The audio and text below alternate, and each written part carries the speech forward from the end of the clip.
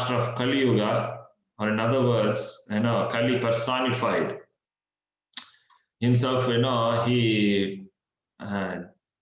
he took the form of a Shudra. Prabhupada explains there in the form of a black form, coming and hurting the cows. Mother cow and bull were being hurt, injured. So while seeing that, Maharaj Parikshit, when he was going along the forest and checking out, he saw the man doing this, and he immediately caught hold of him to give him a punishment. Since we all know the days when the kings were like thousands of years ago, or even hundreds of years ago, we have seen kings were giving a lot of protection to every single entities who were residing in their kingdom, irrespective of man or animal. So I think you would have even heard in Chaitanya Charitamrita, Sivananda Sena was giving protection to the dog, giving pressure, making sure the dog was given enough food and taken to Jagannath Puri. So even 500 years ago, looks like this element of lot of care and love for the animals were there. They were not discarded as someone who can be used for people's purpose, by killing and slaughter and all that. Okay, then and then Saunaka Rishi, who was was hearing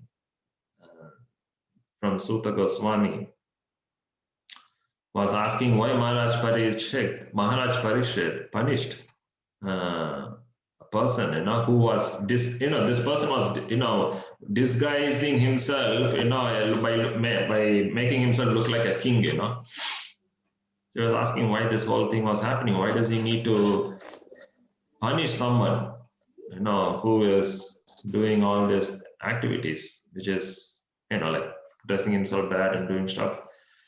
So Saunaka Rishi was inquiring this, and Suta Goswami was explaining that, she was explaining now that devotees are basically very much very much accustomed to hearing topics of Krishna, and he was basically just trying to glorify Saunaka Rishi, saying that that amongst men who desire freedom from death and get eternal life, devotees are very much interested in that, and hence the reason these topics are discussed. And then he was saying, these people, these kind of devotees escape. People who are interested in Bhagavata Katha escape the slaughtering process which is employed by Yamaraj. People who don't hear Srimad Bhagavatam are Yamaraj is, in control of those people, and they go through a lot of difficulties in the form of, especially at the end of life, as death. So like this, he is explaining how you as an individual, a very special soul, trying to hear Bhagavatam, so you are protected by Krishna, and you won't be touched by Yamaraj. Okay, and then Suta Goswami gets to answer, and he goes along, answers the question, that how Maharaj Parikshit lives in this capital. He saw this age of Kali, symptoms coming along, and then he started. He took his bow and arrow, because he was seeing all these symptoms in the dynasty, and then he was going on a chariot, going for a, let's say, checking around what's going on in the dynasty, and then he got to see this particular entity doing all this, and then obviously he took that action. So so in this way, like here right now you see Suta Goswami was explaining the scene that when he was going around, he was seeing, wherever the king visited, he saw a lot of saintly people, were hearing the glories of Krishna and all the great devotees and everything, So in the just previous slokas, Maharaj, Suta Goswami is explaining that there were many pious people doing very magnanimous activities, giving in charity, talking about Krishna and everything. And today, which sloka we read? I forgot. 16 or 24? Oh, okay. And and then there are and then he got to see this kind of person also doing this activity, and he was talking to this bull, mother cow. After doing seeing this with so much with tears, the mother cow was in tears. He was very much devastated, and then he was asking various questions, and the previous slokas are all those various questions, what happened to you? Why are you, going through this kind of difficulty? Why have you put yourself in this scenario? Is there is there anything wrong did we do? Is there anything wrong in this planet?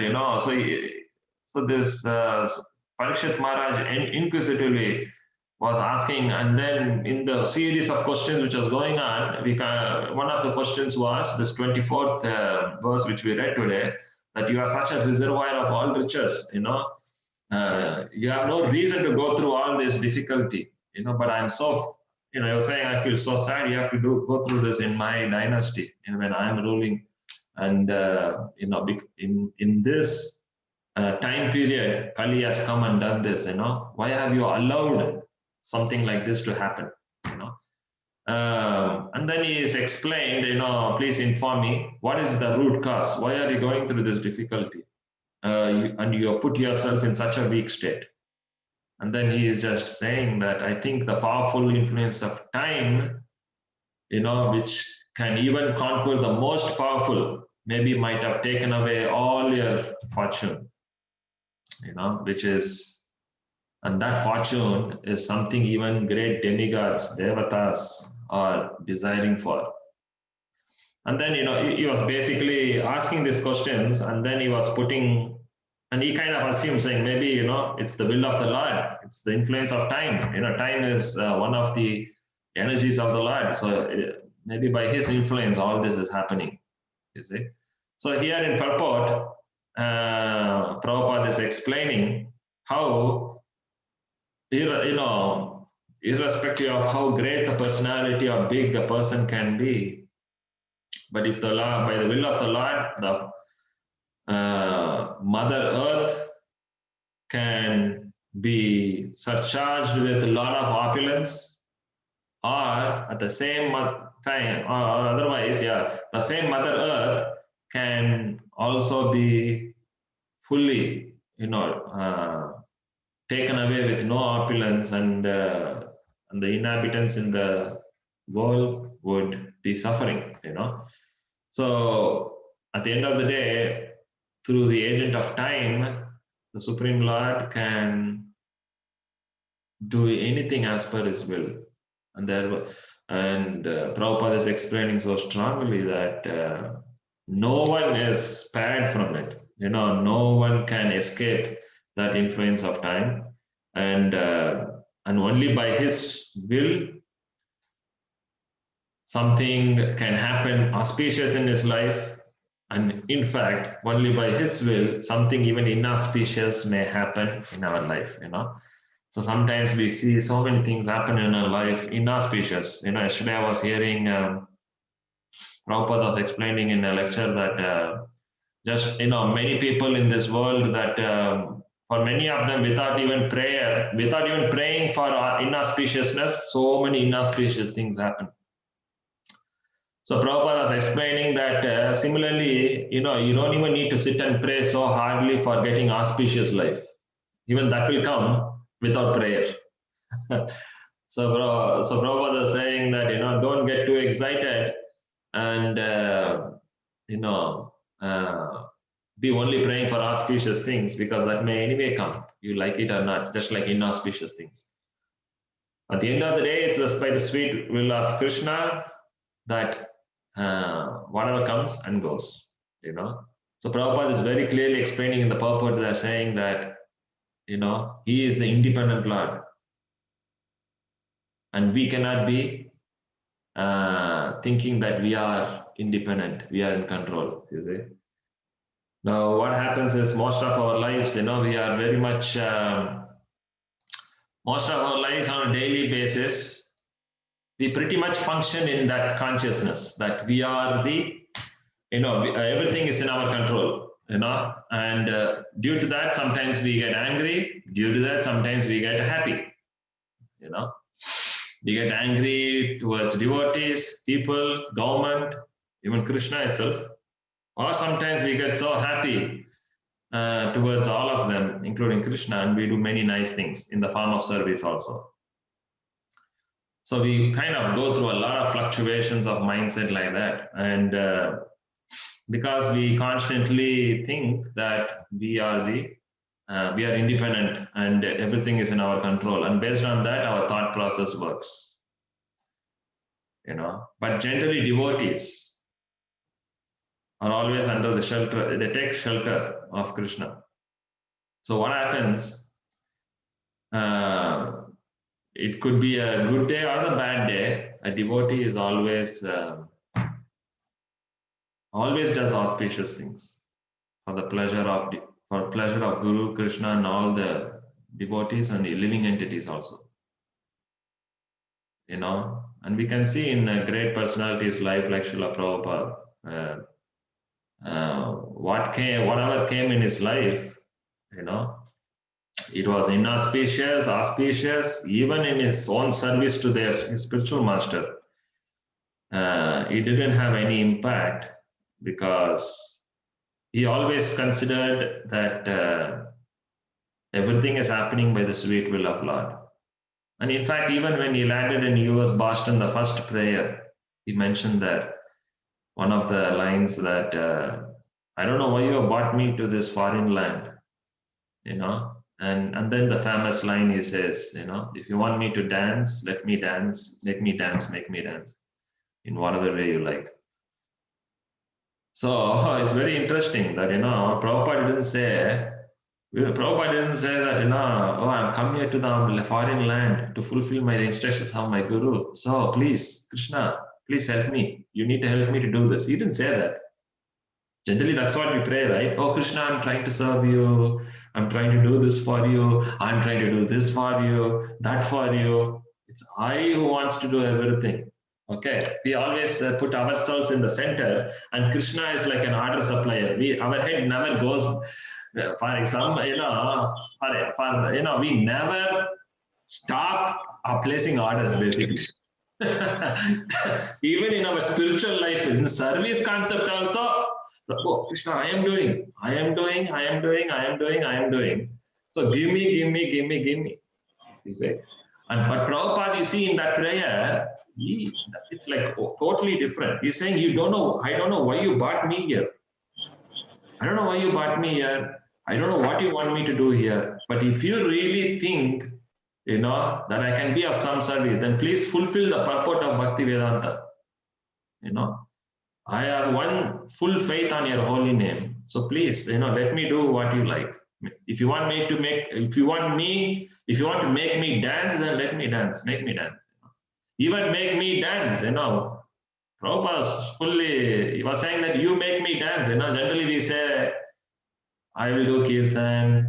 I'm ecstatic today. I'm going cooking nicely. Everything is, we always think we are the doers.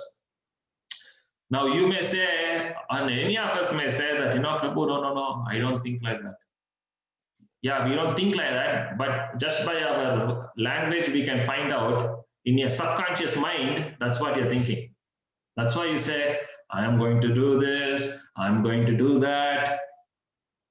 Naturally, And when we ask the question, are you the doer? No, Krishna is the doer.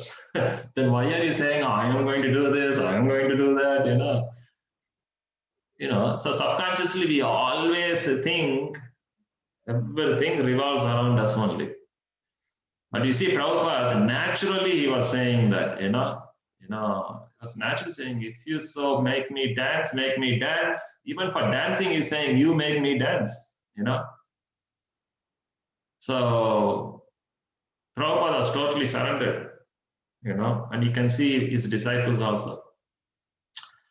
how they just what do you say, signed and gave in charity every single element of their mind, body, and the soul also, because they understood that Krishna is the supreme authority and they're not independent anywhere in any single way. They, and not just that, they, to the every single cell they believe that, you know, this body, it belongs to you, and even this soul belongs to you.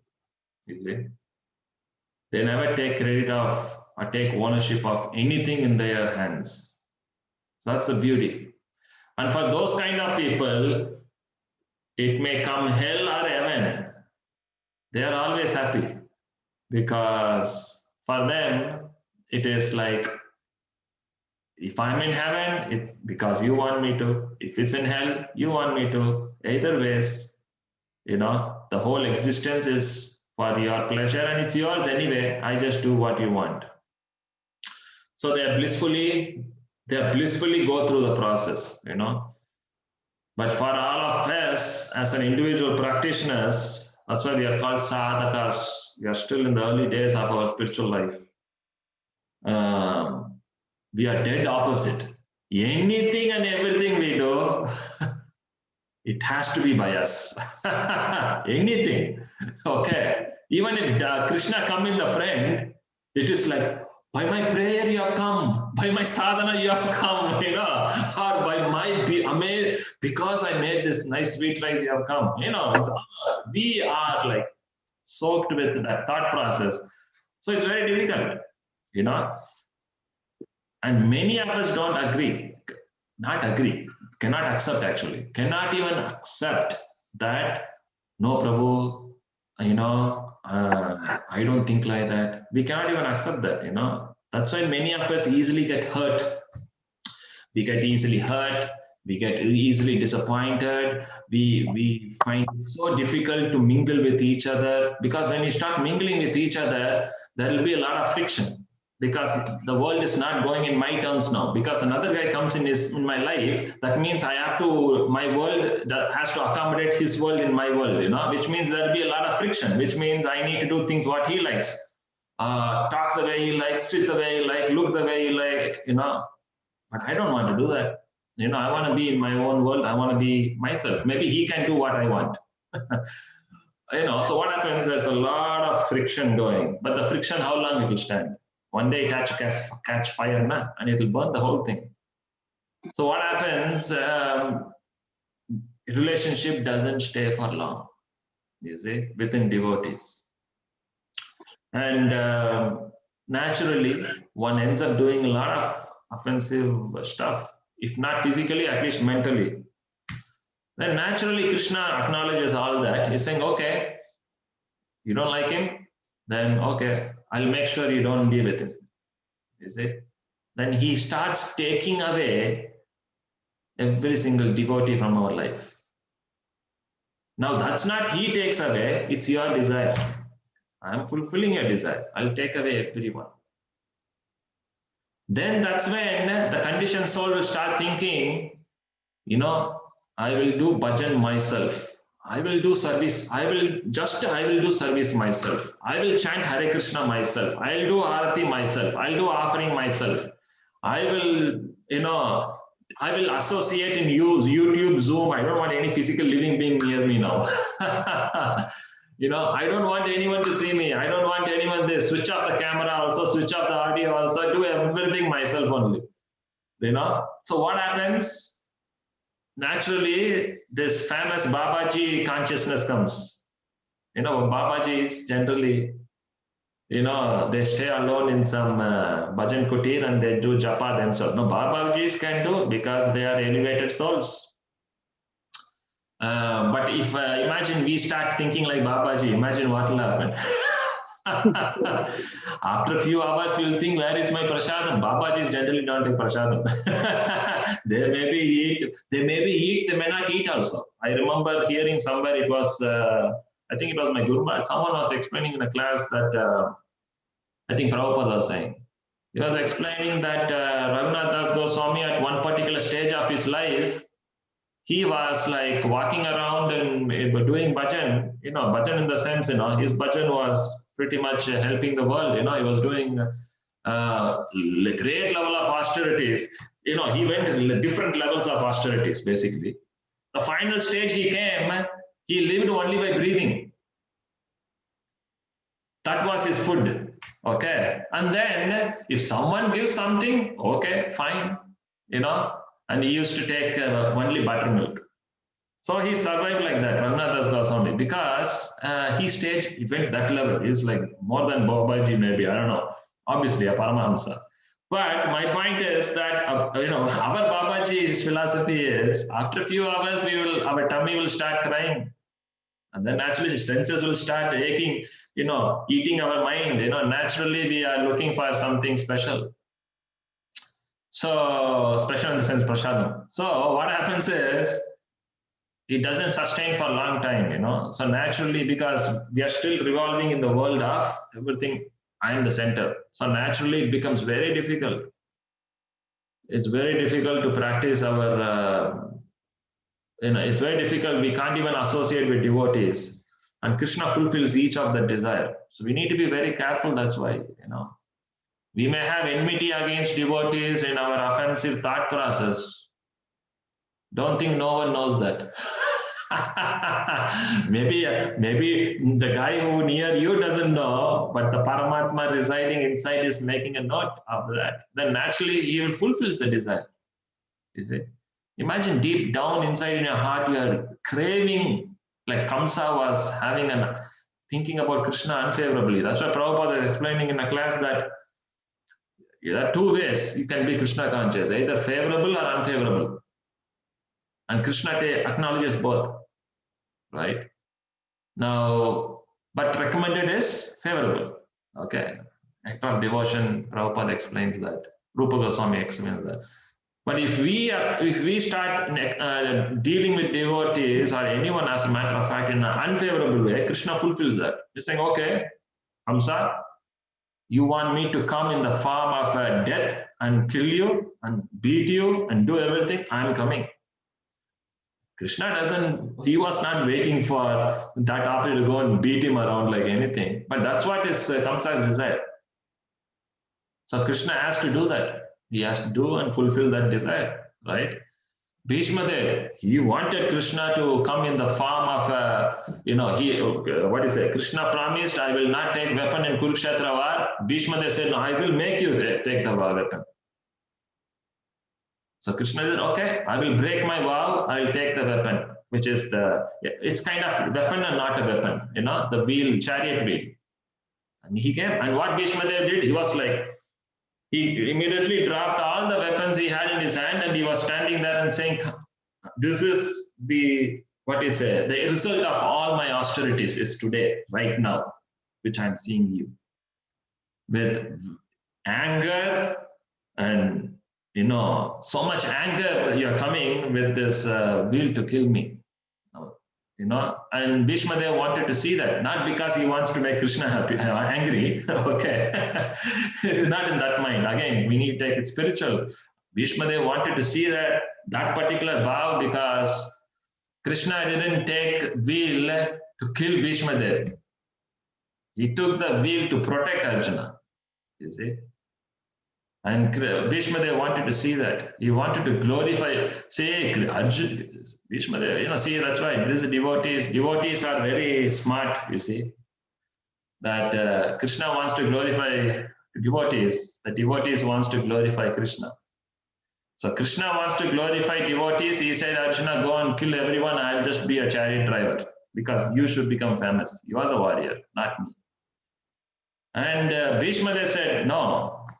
You are the Lord. I want your love to be, Arjuna should be seen by everyone.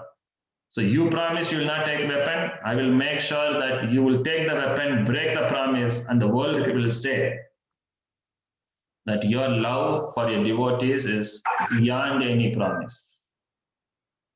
You see, and Bhishma was standing there with so much joy to see that love which which Krishna was throwing out there. In the form of anger, he was ready, happy standing there. saying, you do whatever you like to me now. I'm ready to be killed. So if you see, devotees are of that caliber. If you see that,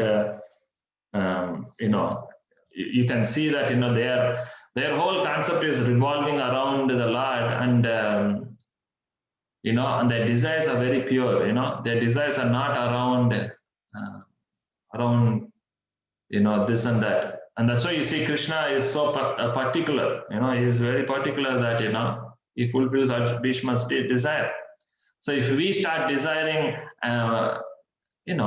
bad things about devotees or anyone, then naturally Krishna has no choice but to fulfill. Then we ourselves make the voluntary choice that he gives us the intelligence to fulfill our desire, which is okay.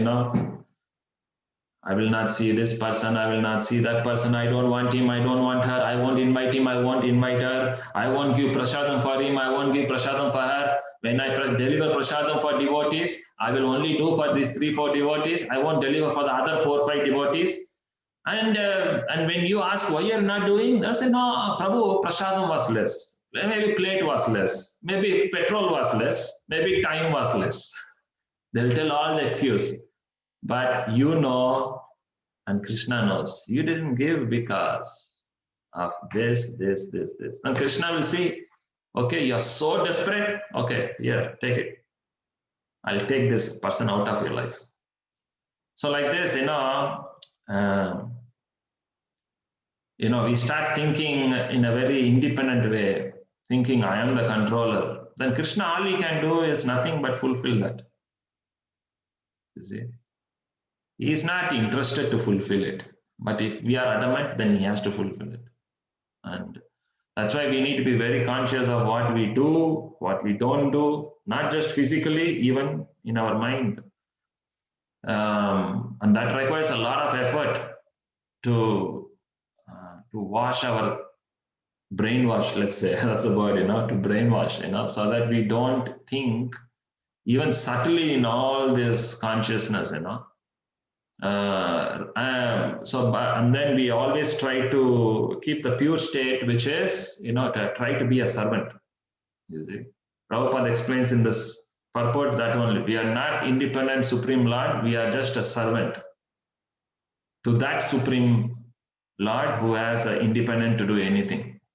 That's why if you get to see, in Siksashtakam last prayer, last verse, you can see, the last verse, Chaitanya Mahaprabhu says, right? I forgot, he kind of summarizes that you do whatever you like, you can, you can fulfill my desire. You don't need to fulfill my desire. You can come to me or not come to me. You do anything you like, I'll take it, So, now again, see, these are all high funda stories. Okay. Sounds very good, makes us feel very touched. And so nice. Krishna is nice. Devotees are nice. Prabhupada is nice. I am very fallen. I'm very fallen. Now, just 30 minutes after from now, if I call you and tell you something, our brains will start working in the concept of I am the center. Okay? And then we start talking. Same thing happens. So what happens is, the modes of nature, material consciousness is so strong. Our conditioned nature is so strong. You see, it's so strongly drilled in our subconscious mind that it's not easy to get rid of. You see? See, right now, what's happening is, when I am talking, even I am hearing and you are hearing, naturally, all our subconscious bad thoughts are coming in the conscious state. And then naturally, we are feeling very much enlivened and happy, because this pure goodness, knowledge, love for Krishna is coming, is getting in our consciousness, and it's literally taking over the whole state of consciousness we are in, if you are conscious, okay? you feel that. If you're not conscious, you may be, many of you may be sitting in this conversation right now we are having. Many of you are like pretty much nothing is happening right now. It's because maybe your brains are still working in subconscious mind, which means I am the boss. Everything I survey is for my service. So that means I have not allowed the sound vibration to go in my head and do the job. So naturally, I'm still functioning in the subconscious mind, which is filled with conditioned desires. But when we allow ourselves to be conscious in hearing and processing this sound vibration, then naturally, the power of this Srimad Bhagavatam is, it goes and cleanses all the thoughts in your head. Then naturally, your thoughts are very pure, conscious. You feel very spiritual. You feel love. You feel many things. But what happens once you switch this off and walk out, then again all this goes in the subconscious mind, and naturally I'm back to square one. My whole conditioned nature starts functioning again. You see? So that is why it is so important. All these purports are amazing. The acharyas are amazing, devotees are amazing. Okay. But none of them will be amazing until we not make ourselves conscious in our practice. That's why this is called Krishna consciousness movement. If I am not gonna allow myself to be conscious constantly, first be conscious of yourself as a human, and then you start becoming conscious about Krishna. Okay. If I don't do that, like it or not, we are never ever going to be elevating our life in a higher platform. You see, if I choose to always work in my subconscious mindset, which is all the conditioned desires being accumulated for millions of lifetime, you will see you're not going to function in the right consciousness. You may chant Hare Krishna 64 rounds, do Rajbhog, Chapan Bhog, you name it, add everything, anything in the list of this planet can offer to you. But if my conscious is still meditating in my subtle, conditioned desires, which is what I'm constantly functioning on, I am the man, everyone is my servant, and and all this stuff, then naturally the growth is very less. You don't feel it, forget about growth. You don't even feel happy, basically. You will not feel happy. You will be sitting in a class, for example, someone is glorifying someone, you'll think, why is he not talking my name here? Actually, I have also done surveys. He called all the 10 names. Actually, he called my name, but I'm number 10 here. Why am I in number 10 now? Why am I not in the top 3? You see? Now that devotee, poor devotee, what he will do when he is announcing? Someone has to be number 1, someone has to be number 10. You cannot put everything in number 1. Someone has to go down, Okay. So unknowingly, he may put that name in 10. Why you put in number 10? Because you don't like me, right? The other day I didn't give you a subject, you're telling me this. The other day I didn't tell you, Prashant, you're doing this, right? Okay. You are leader? Are you a servant leader or what? Huh? You guys are not even devotees. Forget about you being a leader. I'm not going to attend you being. Get lost. So naturally, what happens is, you may be sitting there only, but I'm constantly conscious of my desires. Constantly. Here is an environment where everyone is talking about Krishna, but I'm in environment thinking about no one is talking about me here. What they're talking about Krishna conscious, I appreciate that, but where is my name? So naturally, do you think they'll feel happy by end of their session? No. You see, even if I tell you a name also, you won't be happy, because you know why? Even if I put this guy's name in number 1, I will say that this devotee did this, he did that, she did this, she did that. You say, you told all this, but you didn't tell the remaining bits also. I did all the other bits also, which you didn't mention. Maybe it would have been nice if you have just added those other 2-3 sentences also. It would have made, people would have known what effort did I put in, actually. You didn't mention the cream and how much effort did I put. You see that thing which is sticking out of it? I put 10 hours on that. You missed that and you told everything else. Anyway, next time, don't forget. You see? So And even if I forget, when they give a report, they'll make sure that element is spoken for 5 minutes and other things will be less. They want to make sure, don't forget that bit alone, because I saw no devotees have done that and I have done it. You need to tell it. So naturally, the devotee who is glorifying will think, oh, is there any time can I make you happy or what? I am doing my best to glorify you. Okay. You don't seem to be satisfied in this. Even if I tell it's extra, that also is not satisfied. How much do you want me to tell? You see? And even if you give the mic to that person, you also glorify yourself. And that guy will talk, la, la, la, la, la, la, la. And then, Prabhu, 10 minutes done, give me the mic. After that, after that, you come down straight. Did I talk nicely? Did I look nicely? Did I stand correctly? Did I not stand nicely? Did I play the kirtan? Did I do this nicely, that nicely? Maybe next time I should do better. Okay. Do you get the point? There's no end to this. Basically, there is no end to it. It's like pouring oil in fire, ghee in fire, like they say. You cannot stop the fire. So that's why we should not waste our time, If we want to be wasting our time just focusing on pouring ghee in the fire, if you had just given me one chance to speak, I would have been happy. No, actually, you will be even more greedy tomorrow. You see, that's the problem. Today, I give you 1 minute. Tomorrow, you'll ask for 2 minutes, then 3 minutes, 5 minutes, and you will take over the whole session. You see? And even if you take over the whole session, you'll say only 50 people are here. Where's the remaining 100 people? You say, there's no end to this, huh? I gave you 2 hours to talk about yourself. Now you're telling where is the remaining 100 people now?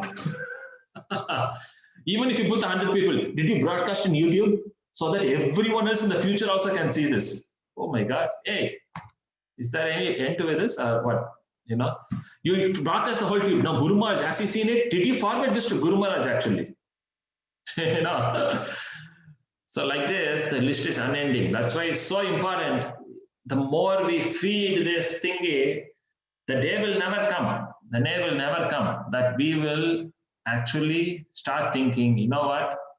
Krishna is the Supreme Lord. I am the servant. You see? The day will never come. I'm sure you all may understand. We are here for millions of lifetimes. Till today, we are thinking the same thing. How to make me happy? How not to make Krishna happy? Still, we are thinking after millions of lifetimes. Imagine how much we have tried. From ant body, hog body, dog body, like Prabhupada says, and today we are in this human body, still we are trying a lot. So that's why it's very important. If we want to put stop to this, the one and only way is we need to become conscious, then become Krishna conscious, okay? Don't function in your subconscious mindset. Your subconscious mind is you're trying to fulfill and feed all the bad side of our consciousness, which is bad desires. You see, I ask sometimes devotees, Prabhu, Mataji, why are you going through this? Why are you thinking like this? He's saying, I don't know. I don't know why I'm thinking this. Why am I feeling hurt? Why am I feeling angry? Why do I feel greedy? Why do I feel envy? When you ask, why are you thinking like this? No, I don't know. I don't know why. It's because it's in such a subconscious mind, we don't know from where it's coming only. Where is this thing coming? I feel so unhappy. I don't know why. I feel so angry. I don't know why. I feel so dissatisfied. I don't know why. I actually came to this country. I came to Mayapur Dham. I came to association to be happy, but I'm not happy. I don't know why. I don't know why I'm killing myself. I don't know why I'm doing this to me. Is it? I'm sure many of us have this. I don't know why it's just happening. It is just happening so badly. It's going beyond my control. I don't know what to do. Chant Hare Krishna, Prabhu. Everything will be all right. But the problem is when I chant Hare Krishna, also all I'm doing is thinking about this. You see, I'm not thinking about the holy name. That's why it's so important. The first things first. We need to disconnect ourselves from functioning and feeding the subconscious desires and start feeding the conscious self, which is right now doing something which is connected to Krishna. I need to be conscious. I need to be staying. I need to be there that moment. There. alive, conscious. Do you understand the word conscious? I am there, present. I am not there, unconsciously dead. Physically, what you say? How do you say this? Physically present, mentally dead.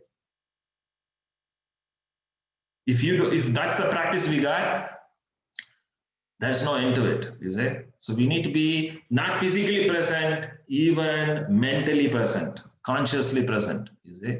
Then you see a lot of change happening. You'll see all your subconscious desires will be, reprogrammed basically, because you're allowing yourself the sound vibration to go in and fight, it's like vaccine, goes and fights against the virus, But if I'm gonna guard myself from the sound vibration because I want to function on my subconscious desires, then no vibration can help you. You see, that's why when we do our morning samsaradava sadhanas, if you see the first morning Guru Ashtaka we do, the samsaradava, that whole list of slokas is glorifying the spiritual master. You see, every single sloka, stanza there talks about a particular glory of the spiritual master. You see, one glory, one paragraph talks about the spiritual master has come to give the mercy and cut out, or in other words, switch off all the blazing fire of material existence, which means the struggling we are going through. Another sloka talks about how the spiritual master is trying to worship the deities and engage the devotees in serving the deities mercifully. He's seeing the devotees, he feels so happy. Another stanza says how he is feeding all the devotees Mahaprasad. By devotees having Mahaprasad, he is so happy. So like this, you're glorifying the spiritual master in the first thing in the morning. And when after glorifying the spiritual master, what happens? If I actually glorify, obviously I need to be conscious while singing the prayer. If I want to be conscious, I need to understand the prayer. That's why it's so important when you do your samsara morning prayers, for example, you read the Sanskrit sloka and you need to also read the translation for yourself. Because when you read the translation, see, 100%, I would say, maybe not 100%, let's give an element of doubt, 99%. Okay, of us, when we sing the song Samsaradava, we are basically totally in unconscious state, not conscious state, because we don't understand the meaning, most of us, right? Most of us are not understood the meaning inside out. We are just basically singing, just singing. We are not actually understanding the meaning of the song. Then naturally what happens is, we are not conscious, because when I don't understand the meaning, how I'm going to be focused? I'm singing something which I don't understand, basically. That's why many South Indians especially, they'll say, what is this Bengali song? I don't sing Bengali songs. Yeah, South Indians, especially Tamil people, we don't like Bengali songs. Not Bengali, we don't like any Hindi songs also. So, well, I won't what you say. I won't criticize them. You know why? Because that guy is, all he's saying is, yeah, I can't understand what you're singing, basically. Why do you want me to sing this song? You see? You give me in mother tongue, I'll be happy because I understand what you're singing, what I'm singing, you see? So the concept is simple, read the translation. So naturally you understand the song, and doesn't matter in which language it is, you will love the song because its meanings are very nice. You see? Concept is not in the language, it's in the meaning. So that's why you can ask the South Indian maybe, hey, do you sing English song, Hindi song? Do you sing any of those songs? Some people like some songs in different languages, you see. Even they don't understand the meaning also. They say, well, you like some movie songs without meaning. What's the problem with our samsara? So the concept is not the language, basically, They just like the meaning. If they like the meaning, they're ready to sing from their childhood. What is that song, rhyme they sing? London hill jumping down. What is it? London Bridge is falling down. Okay, London Bridge is falling down, you can sing it, but you don't sing Samsaradava because maybe he understood the meaning of London Bridge is falling down and he is happy with that song. But the point is, when you have not chanting Samsaradava with the understanding of the meaning, then the song is useless, basically. Obviously, the sound vibration is very powerful, but it will bounce off our head because our subconscious desires are so strong, it doesn't even go inside. So that's why it's so important. When you read the meaning, naturally your brains will be awake. You're like, okay. Oh, this is what the Guru is saying. This is what Prabhupada is saying. So naturally you feel, as a singer on the morning hours, you feel very elated. You feel conscious. You feel touched. Then naturally, then you sing Narsingha Pranam because you feel so much desire to serve Guru. When you read Narsingha Pranam, you'll pray, Narsinghadev, please help me. Kill all the bad desires I have. I want to serve my Guru very nicely, please. You say. And we say, just like you killed Hiranyakashipu, who's, such a great demon, and my heart is like so hard like Hiranyakashipu's heart. Kill that, clean it, sort it out, get the whole thing off so I can serve my Guru. Then once you finish that, naturally you feel so happy, Narsinghadev has given you blessing. Then you sing Tulsi Arati. Tulsi Arati is so amazing. The song, when you read the translation, all you're praying to Tulsi Devi is, Tulsi Ma, please take me to Vrajabhumi. Make me one of your maid servants. Let me serve you. Let me be your servant. So that I can eternally, with love and devotion, be swimming in ocean of love in Radha Govinda, you see. So naturally, you're praying to Mother Tulsi, please take me part of your company, you see. I'll be some servant in the side doing something, no problem, And you become so elated after that.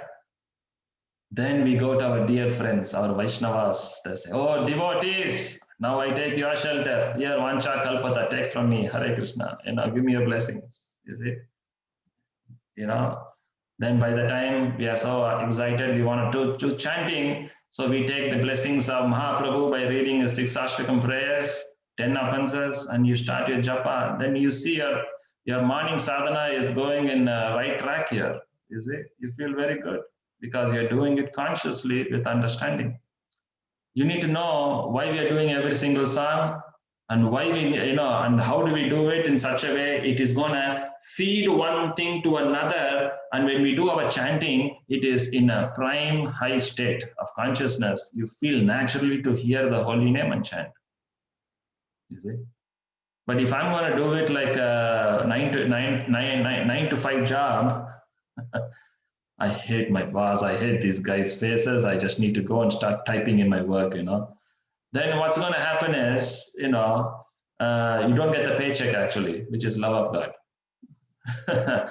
You see, even if you go to your job and you don't do your job, you like it or not, you're not going to get paid. You see, so in the process of our Mangalarti in the morning, we need to do the way we have to do it, which is with love and devotion in the mood of service.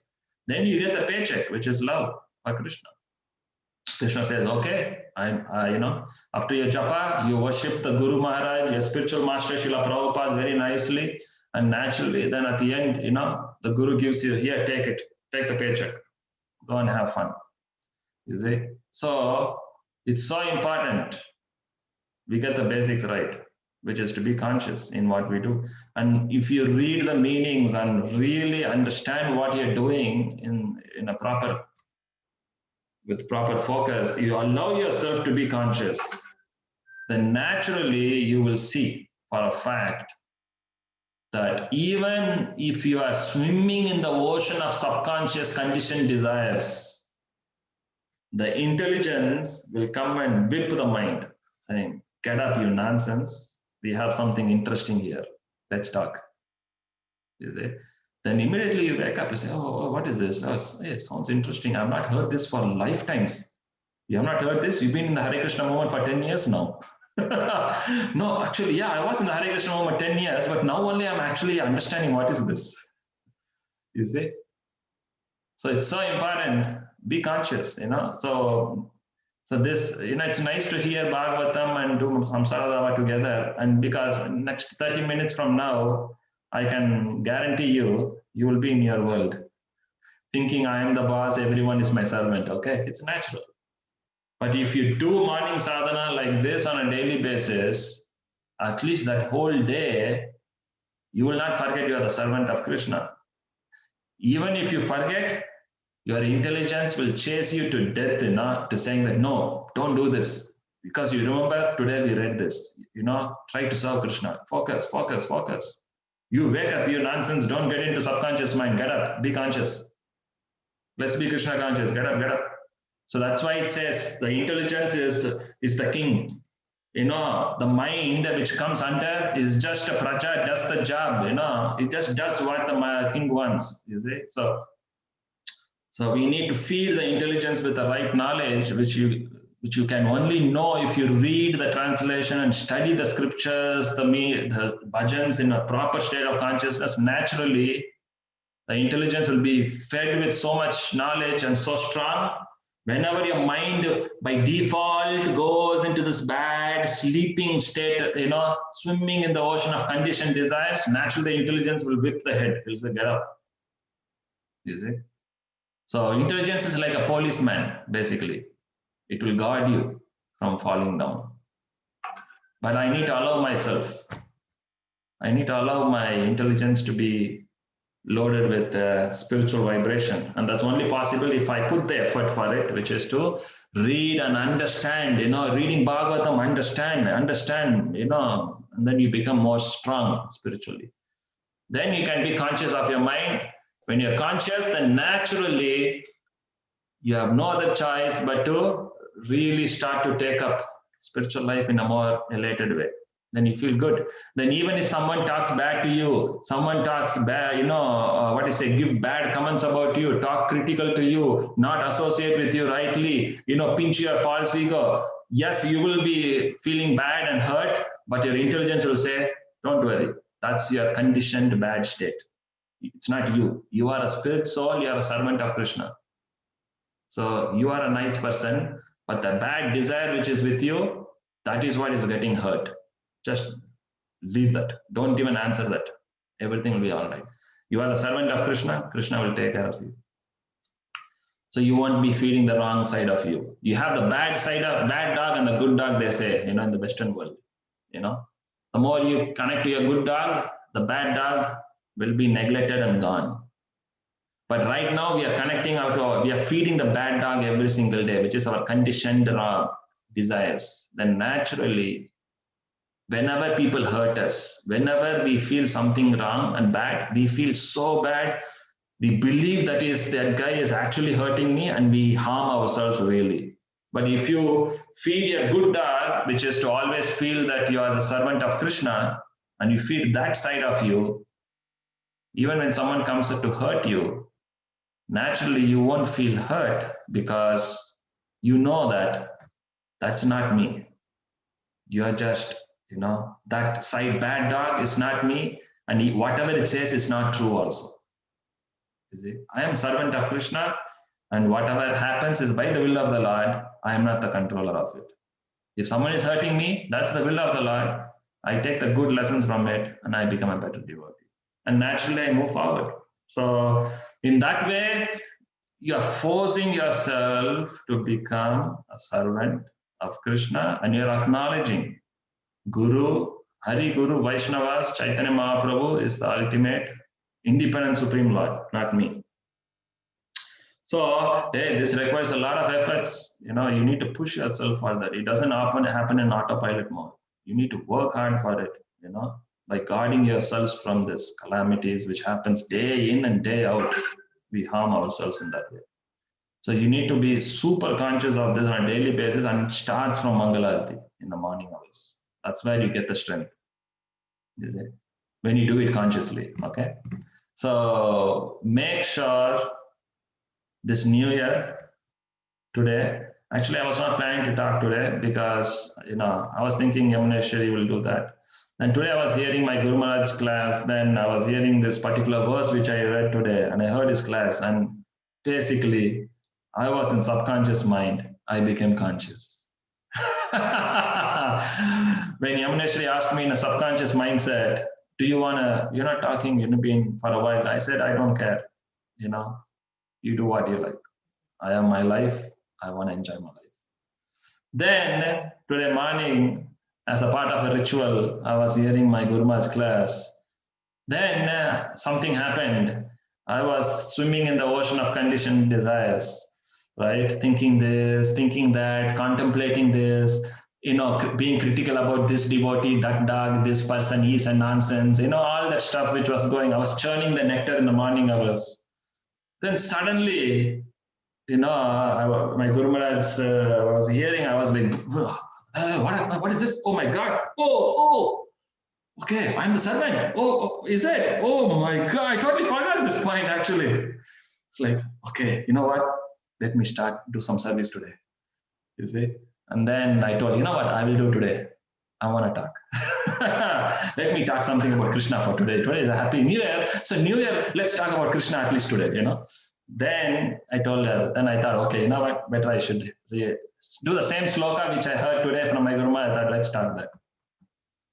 So actually he spoke a lot of things. I didn't touch many of it today because, I was just I just shared my stuff. My Guru was saying so many nice leelas from Chaitanya Mahaprabhu of how it can be done.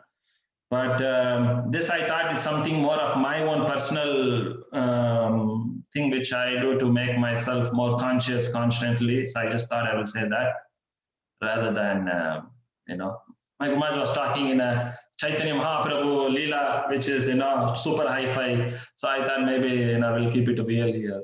So, but I would recommend, try to be, more conscious by really trying to read the translations and force yourself to be more spiritual in that way.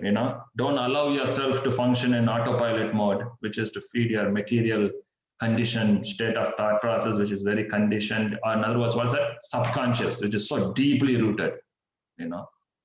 Don't function on that.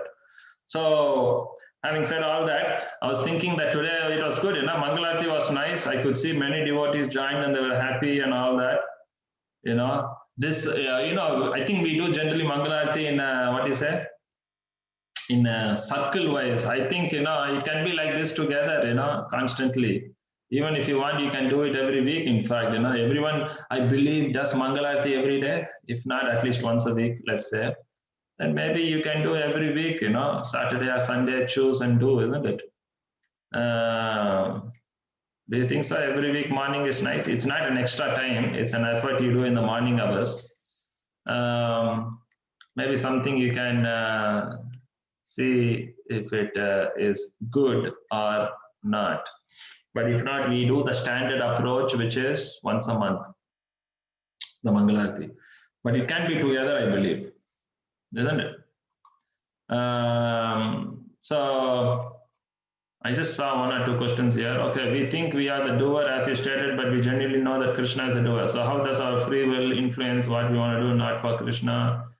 Okay, so I think I answered that anyhow, is that using your intelligence, that's why I said you read and whatever you're doing, be conscious and aware of what you're doing, which is to know why you're doing, what you're doing. By that, the intelligence will guide the free will in the right direction, you see. And Krishna he doesn't touch our free will. That's why when your desire is to not serve, associate with devotees, he fulfills the desire, you see. So Krishna doesn't do it. It's us who do it. Krishna doesn't influence our free will. Okay, most of chanting before Aarti, should we change our schedule? Well, it's your choice now, whatever clicks for you. If imagine you are doing if chanting brings you to conscious state of mind, then do that and then do Aarti, But for some people, when they do Aarti only, it makes them conscious, makes them feel like, yes, I am present now and I want to be Krishna conscious. Then you do that and do Aarti. Do Japa. So whichever makes you alive, conscious, do that first, then do the next. Okay, the joke of spiritual. Joke? Am I a jerk? Anyway, maybe I am. So the joke of spiritual discussion brings the vibe sound. Okay, thank you.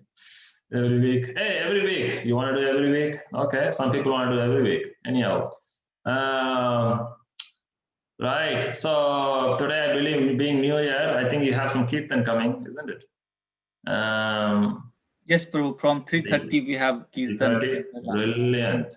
So again, doing Kirtan, very nice. But like I said, push yourself to be conscious while doing Kirtan. Don't be swimming in the tunes, and then I just get into this mode, and like you're jumping from one tune to another. By the time you know, you'll end up in some movie song. God knows, we never know all this stuff, you know. The mind is too bad, you know. You may hear a kirtan, all of a sudden some YouTube will be switched on with some Amitabh Bachchan, or I don't know, whichever is your hero will be singing there, you know. He's saying, and you may even see that Krishna conscious. It's a good joke, okay? My brother, way before he became Krishna conscious, he's now initiated and all that. Way before he became Krishna conscious, he was hearing some movie songs, okay? Well, obviously, you know, he was not practicing then. Then I was also hearing, started my spiritual life then.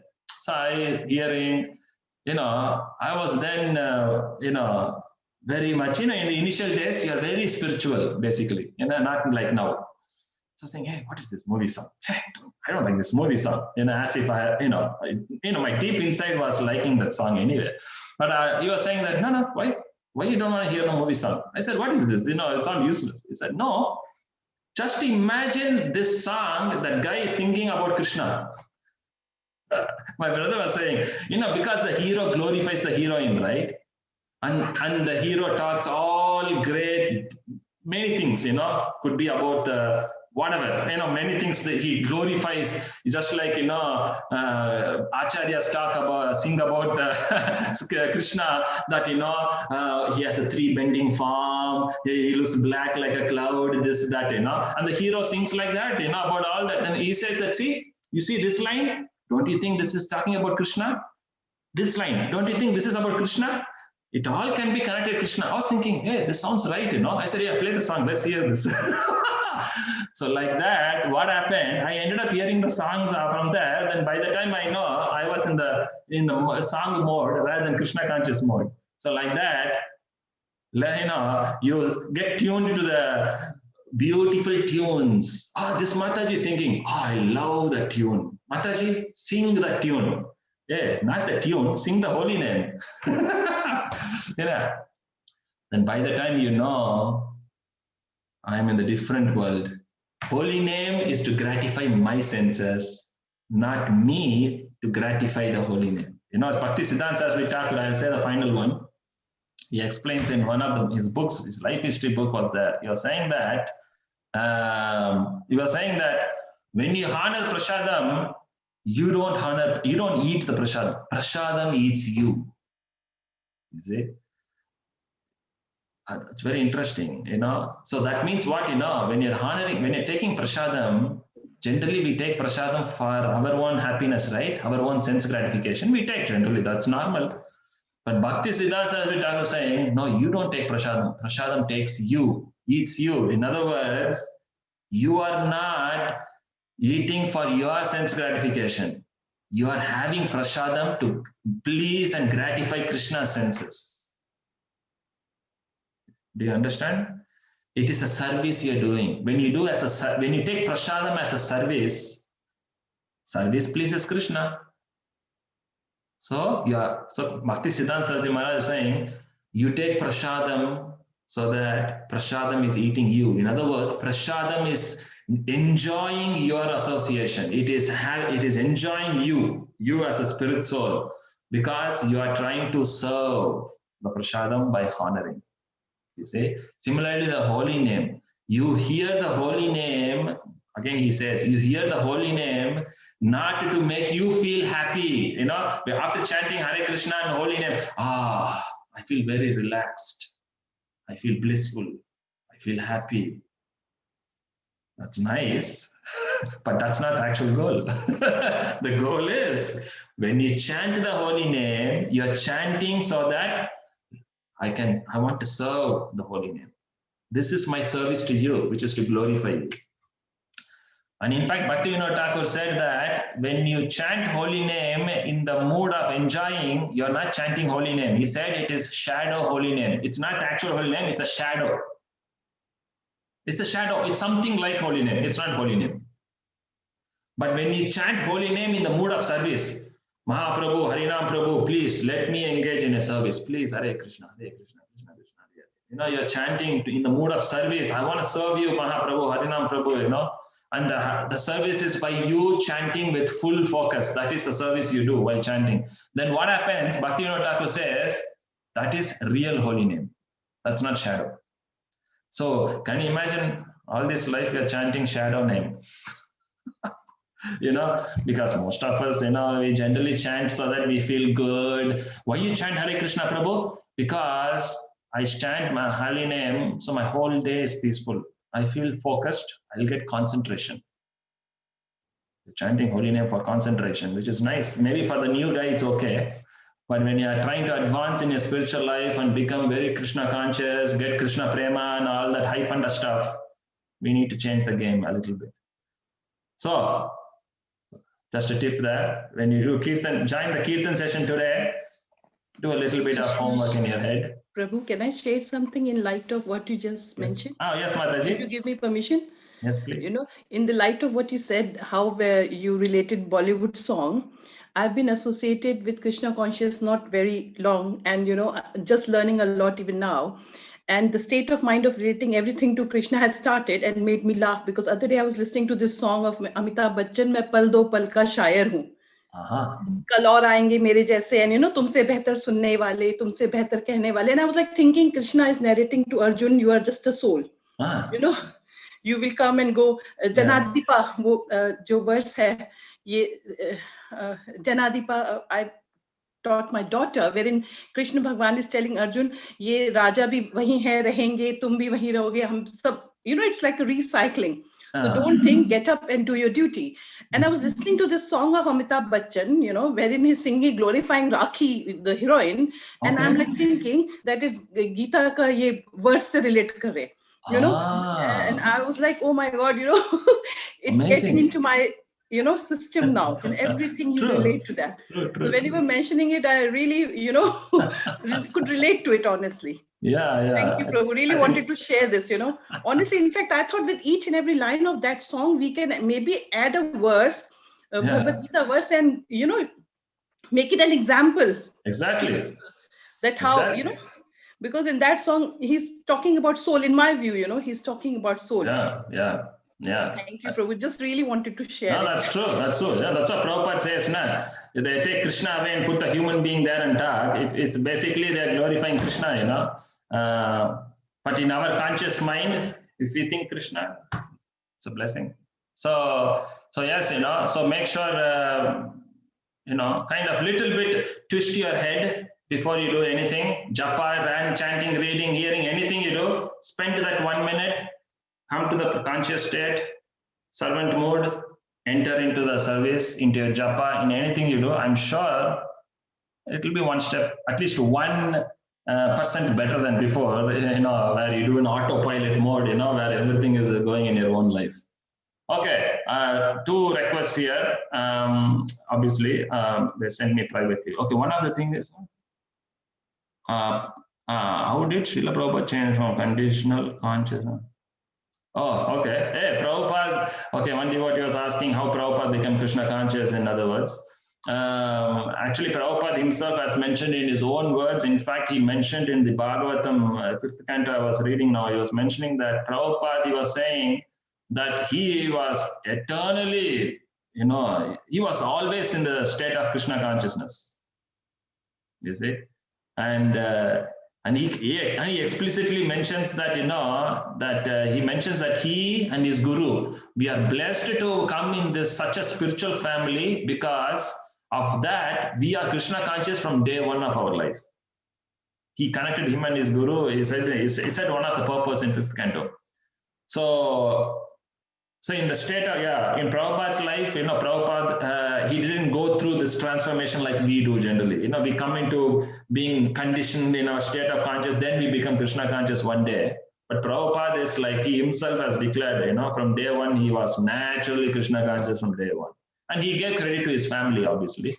But we know he has an eternal living, eternally, eternal, what is it? Senadipati Bhakta of Mahaprabhu. Okay.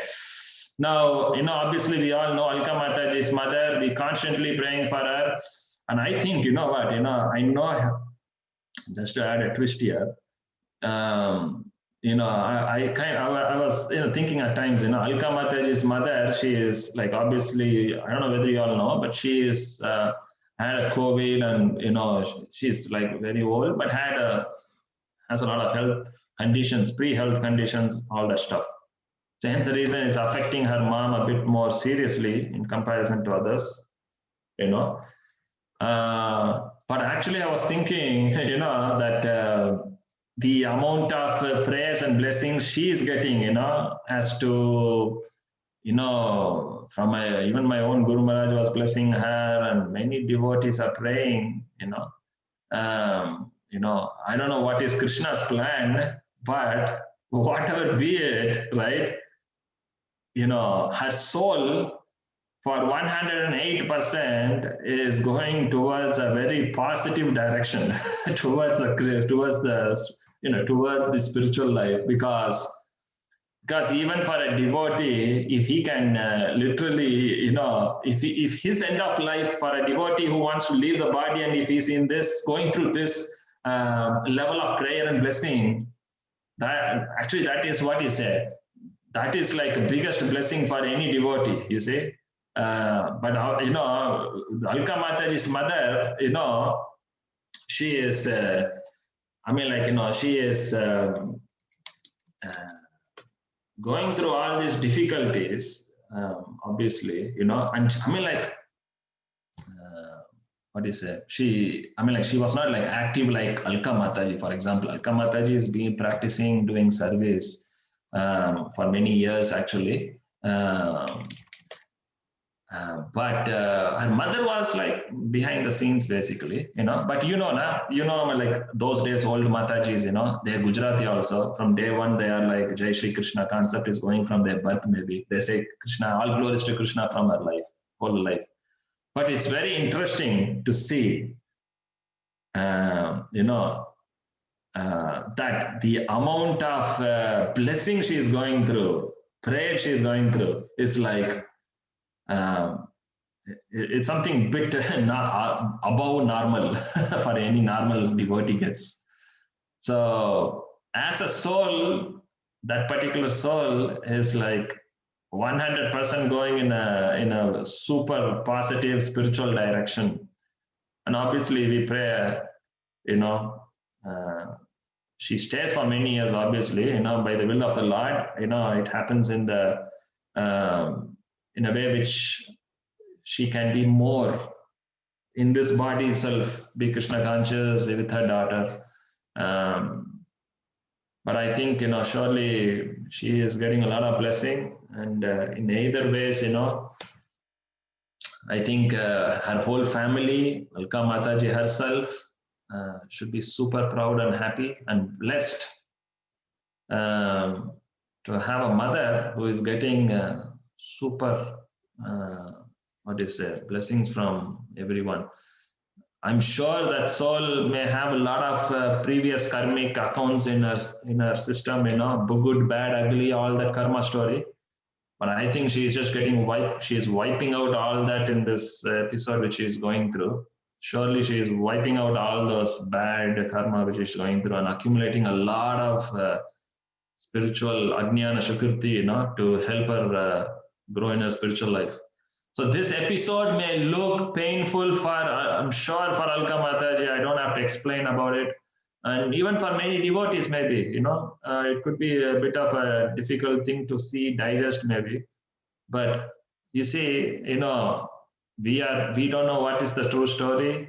Alka Mataji doesn't know, anyone doesn't know. But we can very clearly see that Krishna is favoring that soul to a larger extent, you know, to a larger extent which cannot be described, where she is there just accumulating Ajnana Shukriti, blessings, constant blessings and prayers from devotees. And she as an individual, whatever bad karma she has, she is literally almost bringing it to nil through this suffering she may go through now. She is not going through for free here. She is burning away all her bad karma in this.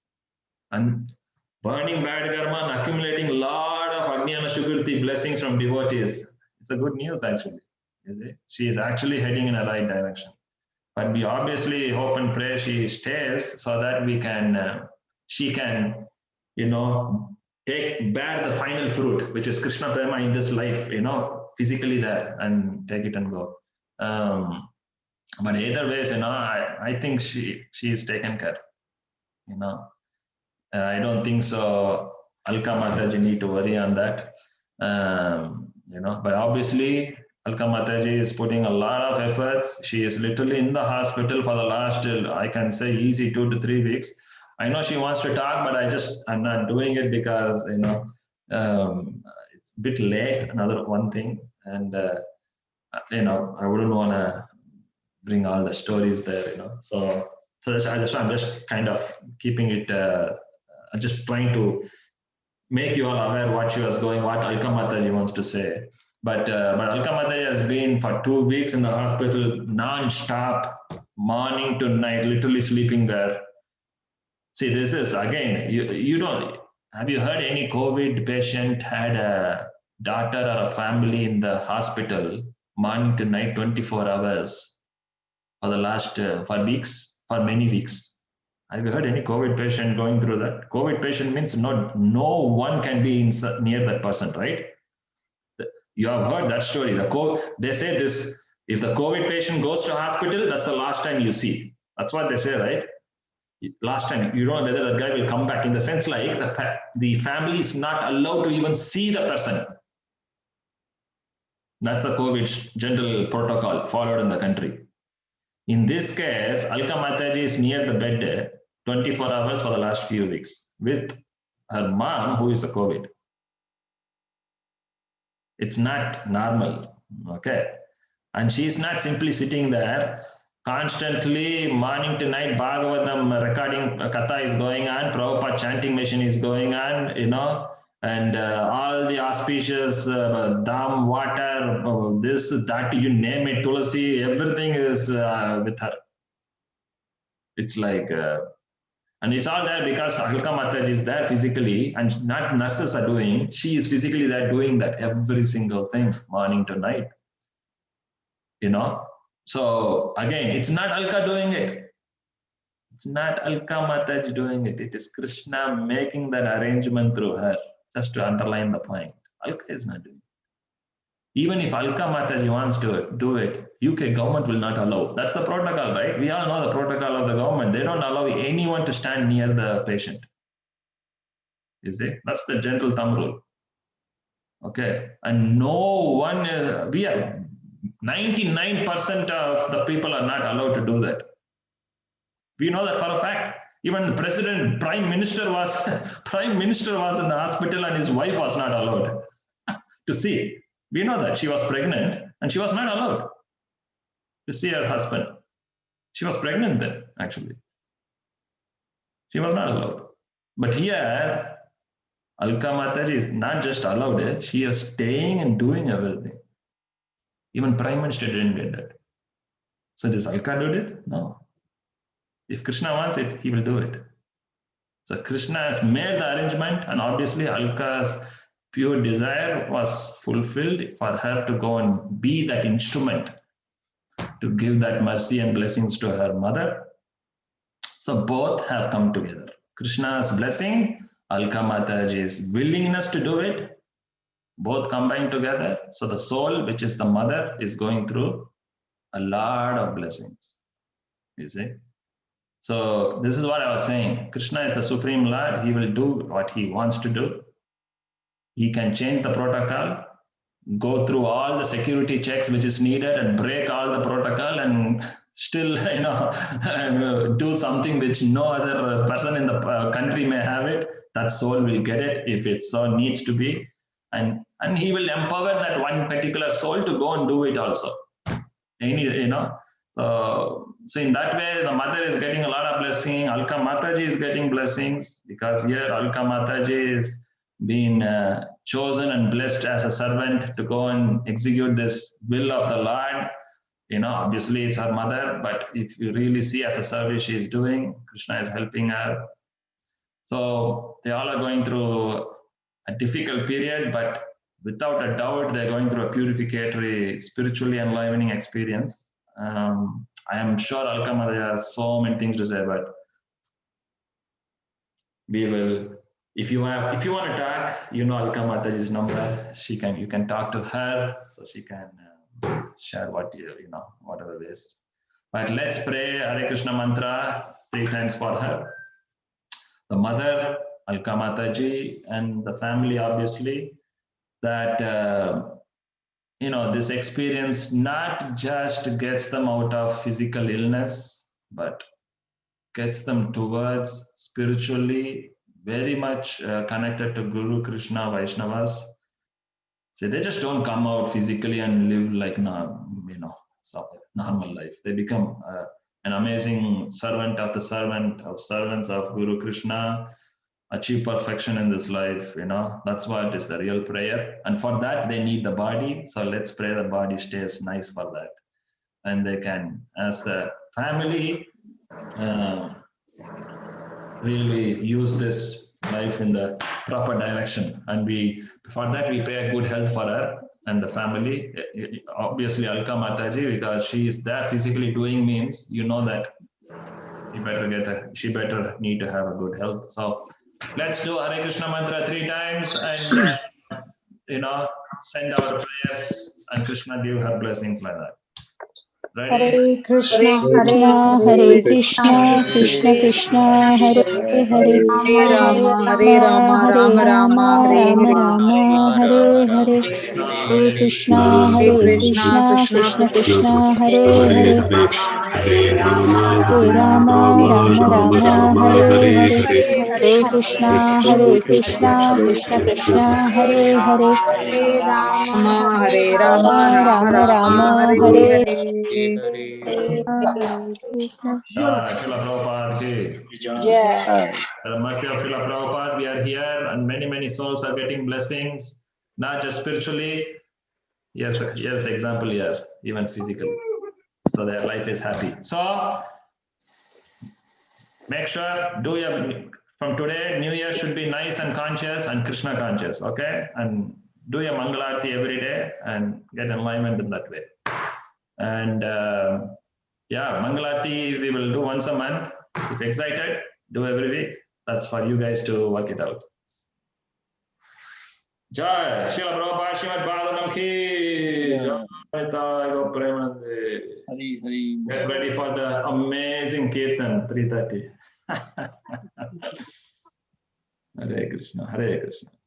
So, Vivek Prabhu, enjoy. What's next? Switch it off. So, thanks, Prabhu, for such a wonderful class where we have so many practical lessons and we got to know that we are just doing, but which proper consciousness we should do. Nice. And we'll try our best. Means most of us are doing, but we will try more and we will get more consciousness from our services, our kirtan, chanting, and put work for it. Don't give it easy to your mind. Let it fight for what it wants. Yes. It applies to all of us, including me, just to let you know. Thanks to all devotees for joining on this special session, and I can see most of the devotees joining since morning 5 a.m. So their day must be blissful throughout the day, and the remaining blissful will come from the kirtan from 3:30. So let's keep some energy and wish our near and dear family, friends. You have 2 hours to 5-6 hours to do that and then join again. So 3:30 to what time it is actually? 3:30. 9 o'clock. Sorry? 6:30. Oh, 6:30. Okay. So each dham will do 30 minute kirtan, Prabhu, and we have proper arrangement of devotees from each dham. Brilliant. Nice. Enjoy. So, we'll see you guys. Yeah. Okay, Jai.